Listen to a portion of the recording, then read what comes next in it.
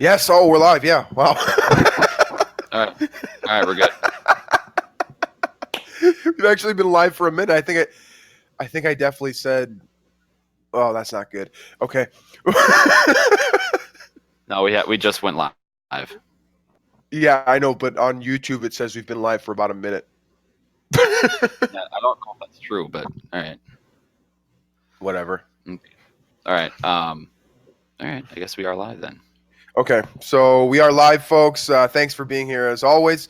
Here's the game plan for today. So while you guys are filtering in, since Drew and I did not get to our picks for the week during the regular podcast on Friday, we're going to start with that while you guys are kind of getting in here and getting situated and whatnot. And then after that, we will do some Vikings, Falcons, inactives, active stuff. Talk a little bit about Desmond Trufant being out. Eric Kendricks is active. Mike Remmers is still out, this time with a back injury, not the concussion issue. So you take it's kind of a bit of a win there just as he's being out of concussion protocol, but it's Rashad Hill again at right tackle. So we'll talk a little bit more about that and kind of the impact of the injuries and stuff. And then we'll finish up with some Xavier Rhodes, Julio Jones film. Some of this stuff I put up on Twitter earlier this week, but I felt like, this is the number one matchup of the weekend. I thought that we could go through some of it and, we could talk a little bit about what I saw on film versus what you guys saw on film and that kind of stuff. So try to interact with us on YouTube if you're not already. If you want an enhanced experience, try coming out here on Shindig. We'll get a link out on the YouTube page if you want to join us on here. Otherwise, keep doing what you're doing. We appreciate you guys being here for the pregame show, and let's get her rolling here. So, starting off here with our picks, and then I'm gonna run an ad in between everything. So, sorry about that. Washington at Dallas obviously already happened. Drew and I talked about this. We decided that both of us probably would have picked Washington in this situation. I think that was an upset victory and a much needed victory for Dallas. So we both went Washington there. We were both wrong. On to this next game here. Kansas City at the New York Jets. Couple of teams that started off pretty hot and are now not doing much at all. What do you think for this game, Drew? I'm sorry, I was paying attention because I was trying to promote the links here. You said Chiefs, Jets. I got the Jets. All right. I am taking the Kansas City. The Chiefs are the 2016 Vikings. They're going to keep falling and falling and falling. Right, and I completely agree with you with that. But the 2016 Vikings randomly got a big W over the Arizona Cardinals, and in like week 11 or whatever it is. So I'm expecting Kansas City to get a solid victory this week against New York. But we'll see what happens there. New England at Buffalo is the next one here. Tom Brady against Tyrod Taylor. It's interesting because New England, for whatever reason, has struggled, or I shouldn't say struggled, but they play with Buffalo. It's always a competitive game. So this one really could go either way despite what it looks like on paper. Who you got for this one? Oh, geez. Okay. All right. I'm going to go – wait, New England. Yeah, I got New England. Sorry, I'm disoriented right now. I'm going New England. That's fine. Well, we can run through this quicker. I got New England. And I should probably pay attention. That would help. Okay. I've got New England. I've got New England as well. Next one here, Denver at Miami. Very, very strong.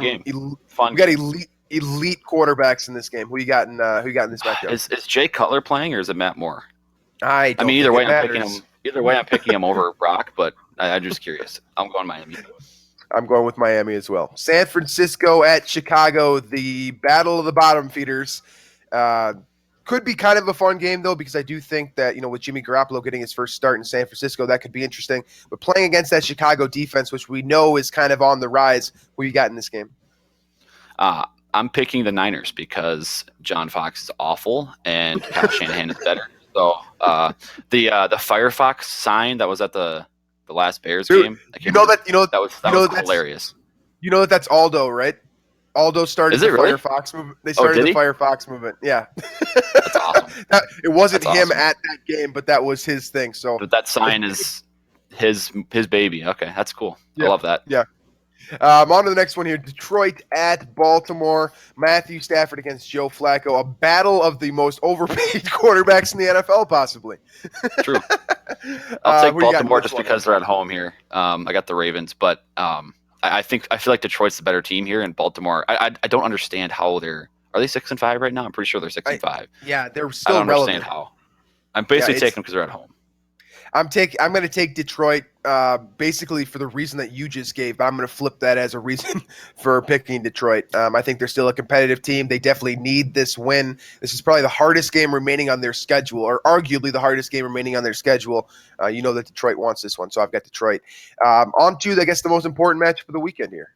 Actually, you know what? We'll save the Vikings Falcons. We'll save our picks prediction for the end. Yeah, let's do that. to the end. Okay, so on to the next one here: Tampa Bay at Green Bay. Couple, what do you think of this game? This is a tough one because Brett Hundley's been hot, very cold. He was hot last week. I think he stays relatively hot. Green Bay gets a win. Right. Okay, on to this next one here. Houston at Tennessee. It should be. I believe Marcus Mariota is in there. Yeah. So that's why I've got. We are picking the same team for the next 4 on the matchups here. So we have. We should probably get to the Vikings content, is what I'm saying, because we have. You're right. Okay, so let's roll through it real quick. So you're done talking. Houston at Tennessee. Perfect. We both have Tennessee. The next one here, Indianapolis at Jacksonville. Both of us have Jacksonville in that game. Cleveland at the Los Angeles Chargers. We both have the Los Angeles Chargers. Rams at Cardinals, as Drew mentioned to me over earlier. I don't know if Adrian Peterson's playing, but both of us, either way, are taking the Los Angeles Rams to win that ball game. New York Giants at Oakland. I've got New York. Drew has Oakland. That's one of the few splits we have remaining here on our list. Carolina at New Orleans. Both of us are going New Orleans in this game, but that should be a hell of an NFC South match showdown, I should say. That's probably one of the late games that I'll be watching for sure. Philadelphia at Seattle. We're split on this one as well. I went with Philadelphia while Drew went with Seattle, and we'll finish up on Monday with Pittsburgh at Cincinnati. Both Drew and I went with Pittsburgh. So, all right. So with that done, once again, guys, appreciate you for being here. Bear with me for just 1 second here. We're going to run a quick ad, and then we'll jump right into the Vikings inactives and that kind of stuff. So this is from Black Stack Brewing once again with a Vikings victory on the horizon, and there is a Vikings victory on the horizon. Hint. It's important to talk about victory, success, winning, and beer. That's right. It's time for another beer pong tournament over at Black Stack Brewing. The Jingle Cup is finally here. Come pong next Saturday, December 9th, for a chance to win free beer for a year plus $100 in free delivery from Running Tap. I apologize. I screwed that up on the last show. But that is $100 from Running Tap in delivery for a beer, folks. It's an unbelievable deal. The tourney will start at 12 o'clock. But if you want to limber up, come in at 11 o'clock for yoga with Ohm Brewers. They bring yoga to breweries and do an absolutely fantastic job. El Burrito Mercado will also be there with delicious tacos. There's always going to be great beer down at Black Stack Brewing. But you knew that already. You really can't go wrong here. See you at the Jingle Cup next Saturday. Tickets available at beerpong.twincities.directory. That's www.beerpong.twincities.directory. All right, so let's start with this inactives here. We'll start with the Vikings inactives. Just to run down the list here, we got Kyle Sloter as inactive. I know a lot of you guys, for whatever reason, like that. I don't know why people care about Kyle Sloter still, but he's inactive. Stacey Coley is also inactive. Mac Brown, the former Washington Redskin that the Vikings brought over when they released Rodney Adams a couple weeks ago, he is inactive. Mike Remmers is out this week as well. Thankfully, it's not the concussion thing, though. It's a back injury now, which I'm taking that as a win for him. And hopefully we'll be able to get him back on the field sooner rather than later. Aviante Collins, rookie undrafted free agent out of TCU. He is also inactive. And then Sean Bauer and Jaleel Johnson, everyone's favorite rookie defensive lineman, they are also inactive today. So any takeaways from the Vikings inactive list here, Drew? Nothing other than the Vikings have been relatively healthy all season long. Nothing really changes this week with the exception of Mike Remmers. That's kind of a bit of a weird situation. I mean, I don't want to say, concussions typically don't last this long because everybody has different concussions are pretty, you never really know what to expect, but this has been 5 weeks, I believe. So yeah, I think it's fair to be somewhat concerned about him moving forward here. But again, Rashad Hill, is that's why you get Rashad Hill on your team, a swing tackle and play both positions when you have an injury to one, can fill in, and there's generally not, at least with Hill so far, there hasn't been dramatic drop-off performance. So, but yeah, the Vikings are relatively healthy. That's good. Cannot say the same for the Falcons. Yeah. I do want to, before we jump into the Falcons and Actors, I want to touch on what you said about Rashad Hill and just his capacity to play both left tackle and right tackle and do both at a fairly high level here. So we were all introduced, I guess, as Vikings fans to Rashad Hill last year, week 17. I'm sure a lot of you guys remember that performance. It was the first game where the left tackle didn't allow even a pressure on the quarterback. So that really stood out to me. He's a guy that basically was picked up off of waivers from Jacksonville. Rick Spielman brought him in here. He has done a heck of a job. I don't know where the Vikings would be right now if they might have 2 less wins potentially if Rashad Hill wasn't with the team. Mm-hmm. So he has done a great job filling in for Riley Reif at one point this year. I believe he played 40 snaps at left tackle, something like that. And then on the right side, he has done an even better job filling in for Mike Remmers. So Remmers being out, it sucks. I agree with you guys. We never want to see him or any of our players out. But Rashad Hill is definitely a capable replacement and the guy that I certainly trust handling. If he gets Vic Beasley on a stunt or anything like that, I trust him to be able to handle that job. He's done a fantastic job for the Vikings this year.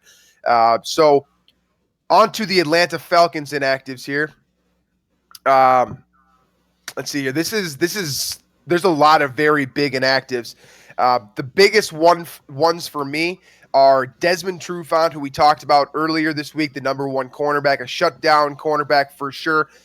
He is inactive with the same injury that he's been dealing with all week. And the guy that was supposed to replace him, Brodney Poole, a guy that generally is going to play in the slot and kind of work in a different way, I suppose. He's also inactive. He was kind of the suggested idea to move to the outside with Trufant being out. And then Sean Witherspoon, veteran linebacker, is also out as well.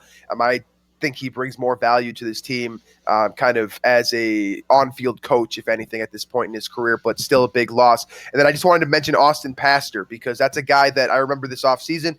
People would not stop talking about Austin Pastor and how he needed to be a Minnesota Viking and why wouldn't the Vikings bring him in to increase their tackle depth? Well, he's inactive today and Rashad Hill isn't. So I think we understand now why Rick Spielman made the decision that he did. So what do you any major takeaways here from Des Trufant being out, Brodney Poole, that type of thing? Yeah, I think the what I alluded to on the pregame podcast, the primer was that the Falcons without Desmond Trufant is kind of like the Vikings without Xavier Rhodes, because Desmond Trufant, you mentioned on the show that he was he's been overlooked since he came into the league. I believe he was picked 3 picks ahead of Xavier Rhodes in the 2013 draft, right. And they've had a similar career arc, except with some injuries to Trufant that have kind of derailed his reputation, I guess. Yep. But when he's healthy, the Falcons have, a guy that can shut down half the field, a la Xavier Rhodes. And when he's not out there, that changes the complete dynamic of your defense. So that's a big loss. And then the fact that they don't have their second guy, Poole, your matchups for Diggs and Thielen today are very favorable for the Vikings. And I would expect Case Keenum, Pat Shurmur and company to go hard at those 2 guys because they'll have favorable matchups all day. Absolutely. So Brodney Poole he's kind of an interesting player because, first of all, he's a veteran at this point in his career. I want to say he's 32 or 33, but he's interesting in the same way that, Terrence Newman is interesting to me because he can move so many places across the field. He's a really big loss for this reason because he can move to safety and come up in coverage, or he can play slot cornerback, something that he has done couple times this year, or I guess I should say more often than not this year maybe. And he can also play outside corner, like I said before when we were talking about Trufant being out. He was sort of the expected replacement. So both of those guys being out, and I just want to credit to Drew on this one, it's kind of like the Tampa Bay game. With that secondary being out, so many big pieces of that secondary, you look at, like Drew said, the matchups with Adam Thielen and Stephon Diggs, it's a whole different ball game when those two are, running one-on-one downfield against, quote, inexperienced cornerbacks versus, the guys that are generally going to be out there in Trufant and Poole. So those are two very big losses for Atlanta today. That could be, a major difference for the Vikings, especially with them liking to run play action fakes and whatnot. Inexperienced players, from a general perspective, tend to bite on fakes more than experienced players. It's kind of an obvious thing to say, but I think it's a relevant point here that needs to be made. So we'll see how that pans out, but it looks like, from the inactive and active perspective, it certainly seems like the Vikings have an advantage heading into this game, despite playing on the road. Mm-hmm.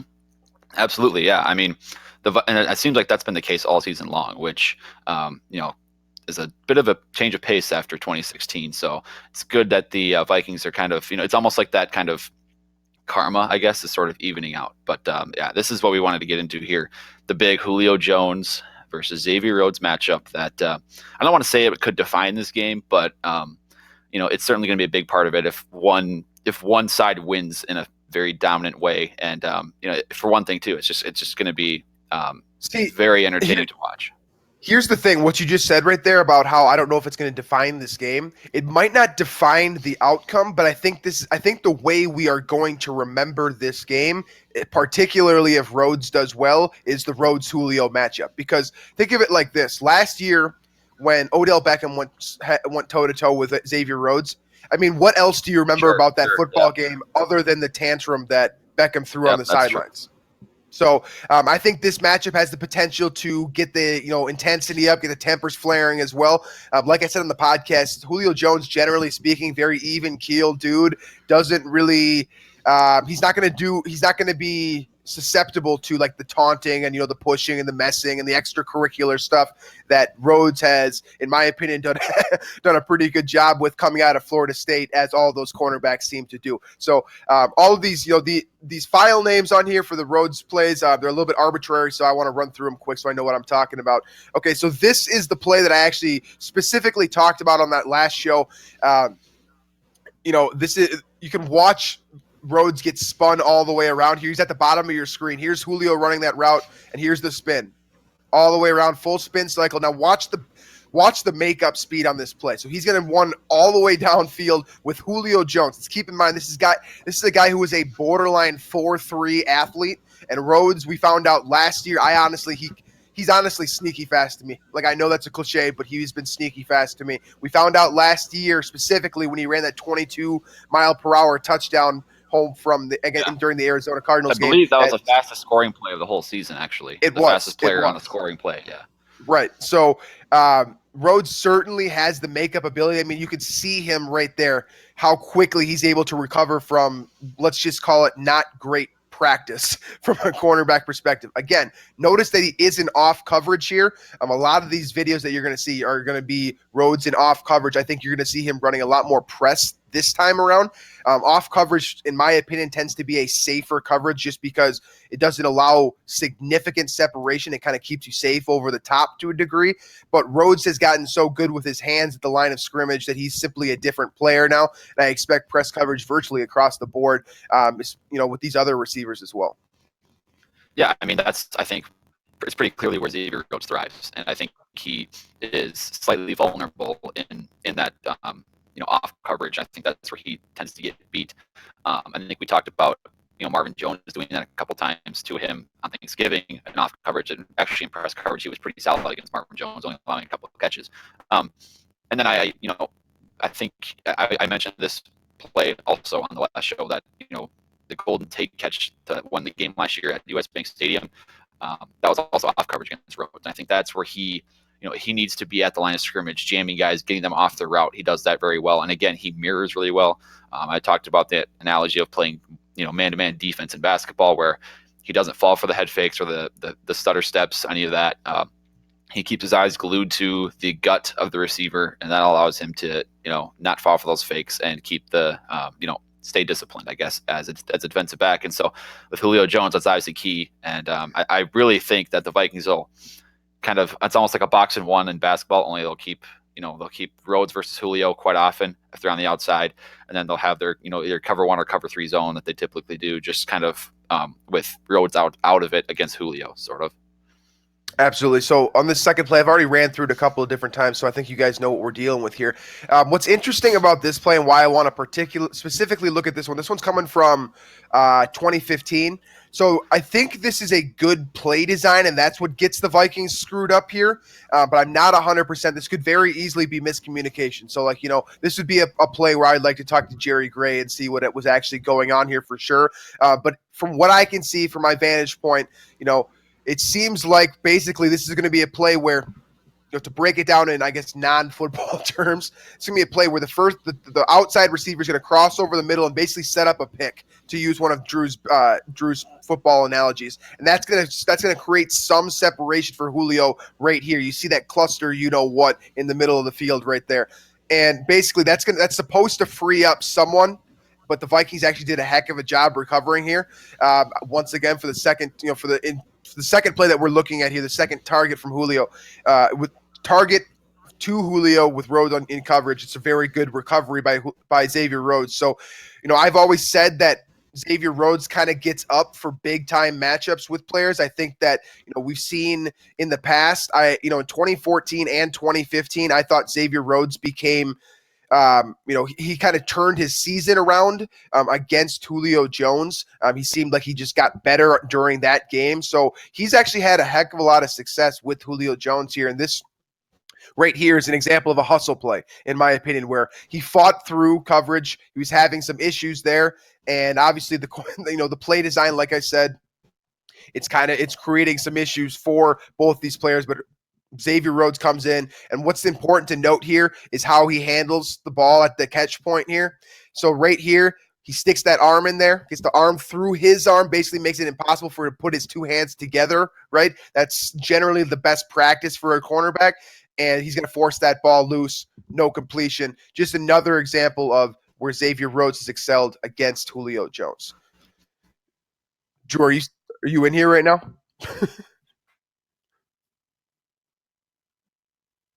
Okay, so it seems like Drew is having some technical difficulties right now.